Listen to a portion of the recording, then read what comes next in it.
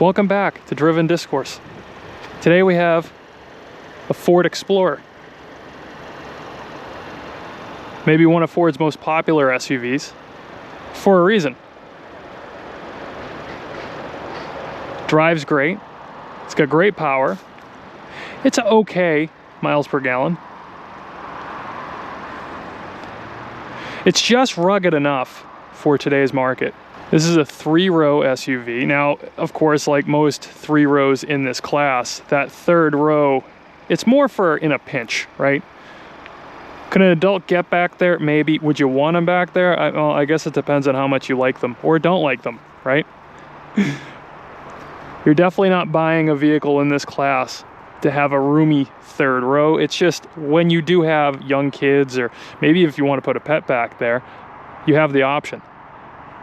And you don't quite want to go all the way up to something that's full size. This one does come with crossbars, but I do think anytime you have the option to buy a vehicle with roof racks, you should go ahead and do it. And the reason being is, listen, most people, they're not going out on a road trip or a vacation all the time, as much as we wish we were. So the compromise might be, well, I'm going to buy a smaller or more affordable vehicle, and I know this might not fall into that bracket all the time, but buy a vehicle for the need of my daily driving, and then in those times where I'm going to be going on a vacation or a road trip, that's where you have to start meeting some of the compromises, right? Well, a vehicle like this, as I'll show you, you got plenty of room in the interior for people, but it could start to get a little tight back there. I don't understand why more people don't remember you have roof racks up there and you have various different type of carriers to make it happen. I do like the wheels on this.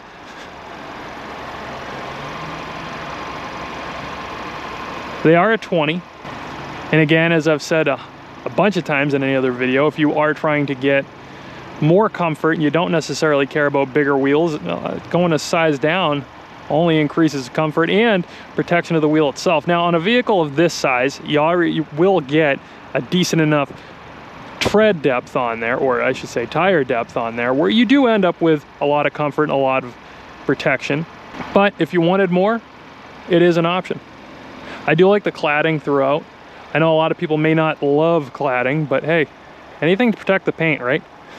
We all have to go to grocery stores, big box stores, where there's carriages just floating around. Put away your carriages, people. Never mind our high budget license plate covers, we'll get there. We're a growing channel. Let's see what's under the hood. I do like the grill area. I do like the bumpers, and I like the lights. I like everything about the front end of this. It's beefy enough. I like it. I like the body lines over the hood. Everything about it's good. Now, there is no hood release up here. You actually pull it twice in there to get it out, and there's also no struts. You do have your prop rod, and it comes with leaves. Here is Ford's 2.3 liter EcoBoost, made it to a 10-speed transmission. I'd say this is probably more Ford's bread and butter engine and transmission at this point. It's done real well. The owner of this vehicle, I know she's had it for a year and a half now, done a bunch of road trips in it and uses it from everything from obviously grocery shopping, grandkid duty, dog duty, and dog duty, watch out for that, and going to the hardware store because she loves doing her own projects. And with the room that this offers in the back, I guess that makes sense, right? Why don't we take a look at the back of this and see just how much room is there. One thing I don't personally love is I don't love how there isn't an actual button here. There is a button, but it's not as easy. A lot of times you have a little grab there so you can actually feel what you're going for, and it's one of those things you'll get used to, but I don't love it. With this third row up, small third row, you do have a decent amount of space back here, but always important to understand you can pull this back. And now look at that. And that is really the true purpose that people buy these smaller 3-row SUVs, right? You know you're getting a compromise for that, but when you don't need it, you have so much space back there. Now, there are cubbies everywhere, and this is where the Ford first aid kit is. You got a couple tie downs on either side here. You do have power over here and LED lights. Now under this, you have one storage floor, but then under this is where you have your spare tire, which is great to see because a lot of vehicles aren't coming with a spare anymore, and it's nice for different things to have this, we'll call it a separate trunk for all your stuff. That way, it doesn't interfere with everything else you've got going on.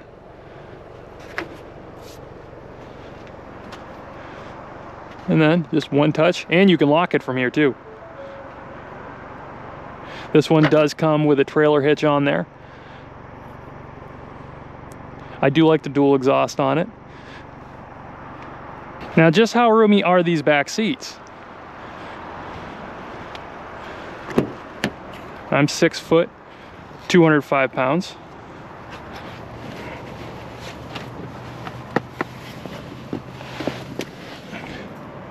And as to be expected, you have nothing but room back here. Captain's chairs with a pass-through to get to the back, to get to all your stuff, or for your passengers, they are on rails so you can move forward and back, obviously, to get in and out. You do have climate back here, which is always a nice touch, with the vents up here, and a couple reading lights in a close hook. And you do have charging capabilities back here with, I think we could have done better cup holders. That's funny. Couple seat back pockets on either side here. Yeah, this isn't a bad place to be if you're the passenger on a road trip. The seats do recline, kind of a ratcheting system there. They do also kick forward to let you in and to let the back passengers in and out. I do like the soft touch everywhere. That's very nice. You do have another cup holder here. And storage down on the sides. Obviously, you have your big moonroof too, your panoramic moonroof. Can't live without it. This is a nice place to be.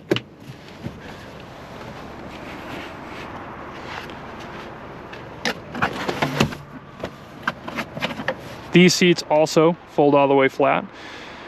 You do have so much room inside of these SUVs. It's really incredible.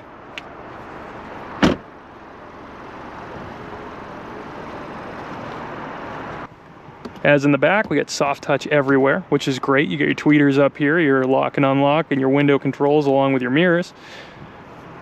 Plenty of door storage pockets.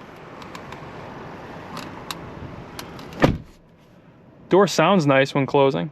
That's important. People don't think it is, but it is. The owner of this has been averaging about 22 miles a gallon. I'm ruining that by all this idling, but that's okay. I'll take the hit. Don't worry, everybody. Don't mind my GoPro and notes.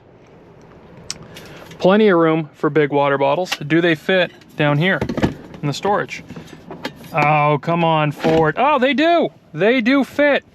Oh, I almost gave you crap. I don't love it. It's hard to get it in and out of there, but hey, you know, something's better than nothing. I like where your arms are going to lay. Everything's nice and soft in here and thought out. This is not a brand new vehicle. Somebody does own this, so these cubbies are filled with stuff, but I can tell you, they have plenty of room, as to be expected for a vehicle of this size. And there are cubbies everywhere, and every one of them, just nice usable space. The steering wheel, leather wrapped, and it's a nice leather wrapped in that it is a soft feeling to it. I do like it. I like the way the buttons are laid out. They're a little dated, right? But they work. Everything's there. It makes sense. You're not questioning what you're looking at.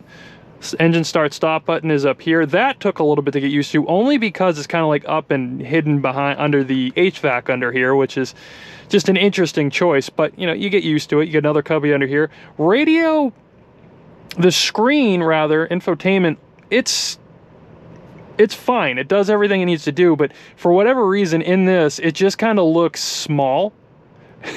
It's not, but it just kind of looks small. But it's okay. It works fine. The radio in here sounds great.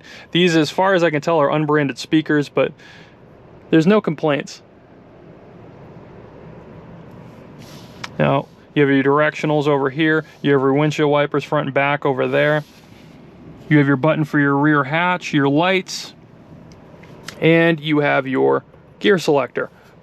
Behind your gear selector, you have your parking brake, your auto start stop. You have your hill descent. And I'm assuming this is your different modes. Traction control. Oh, you have traction control on and traction control off. Then you have your drive modes up here. Now for drive modes, you have normal, you have eco. Traction control is on, it's letting you know. For sport mode, you have tow haul mode.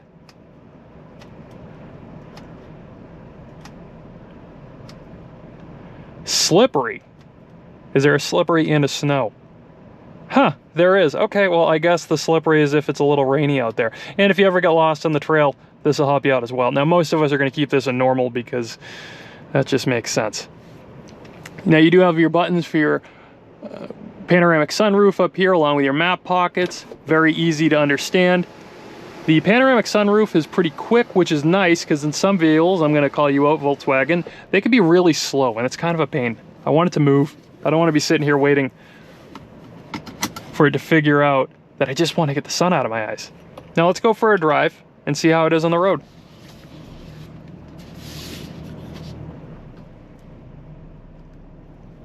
Turning circle for a vehicle of its size is pretty good.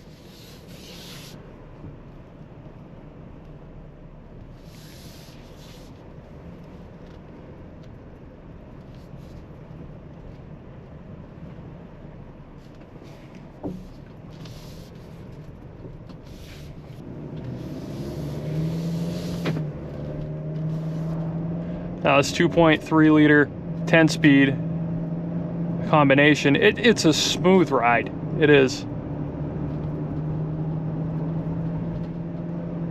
And it's quick too, without even having to get into it.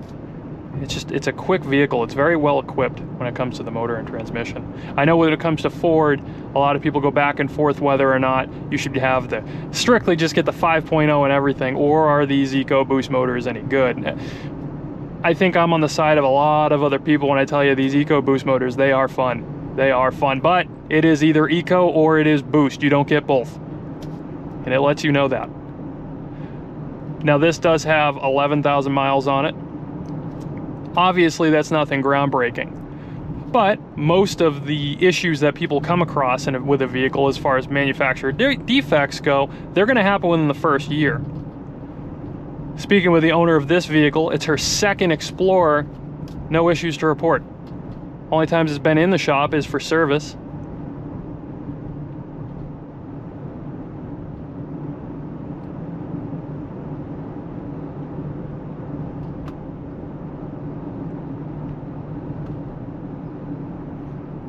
There is a little bit of road noise that comes in here, but it's almost certainly from the crossbars.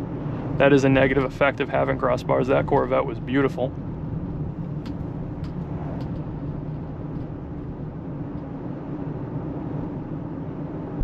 Let's see how this does on the highway. I'm assuming more of the same, no issues. We know it's not going to have any issues getting up to highway speed. It's okay as far as being flat going through the on-ramp here. Ooh, we got a Supra. Wow, that's a rare occasion. That's staying in the video.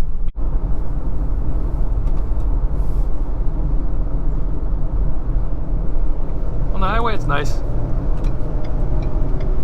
Plenty of passing power, obviously. Effortlessly as well.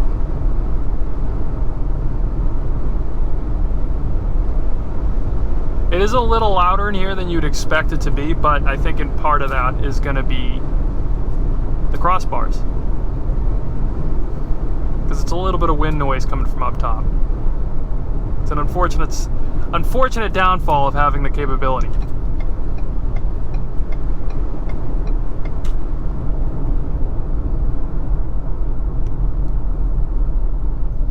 Yeah, I'd say overall,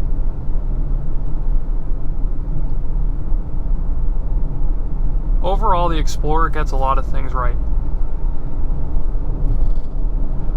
I'd love to see a little bit better fuel mileage. Some option to bring that to you, but for what it is, it's a nice, roomy, versatile, comfortable vehicle.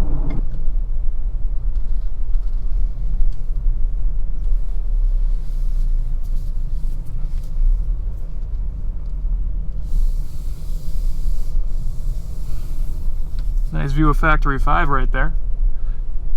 I hope this has been a mostly informative, quick review that gives you the idea that you might need if you're hoping to look at a third row SUV for you and your family. Again, tighter third row. This isn't a minivan, which is what I would suggest to anybody who needs a real third row. But if you do need a third row for those moments where you're in a pinch, or you got smaller kids back there, or you got a place for your dog back there, and your kids in the back, or your friends, whatever the situation may be, I do think that this is a worthy test drive. I do think it's something that you should go out and see if you like it for yourself. And if you did like it, or if you did like this review, I hope you do subscribe and like it. It costs you nothing. I'm learning every day, and I hope to put out more content every day. Every new video I put out there should hopefully be a little bit better than the last. And I hope that I can continue on this journey here on YouTube and reviewing cars, so somebody who likes driving cars, can just get to drive a lot of cars. That's my goal here. I just like to drive. I'm going to be as unbiased as I can with everything. I'm not going to sit here and stick to a brand or anything. I'm going to be honest and hopefully give you some insight in whatever vehicle that you're watching and give you a better idea of what it really is. Thank you for your time.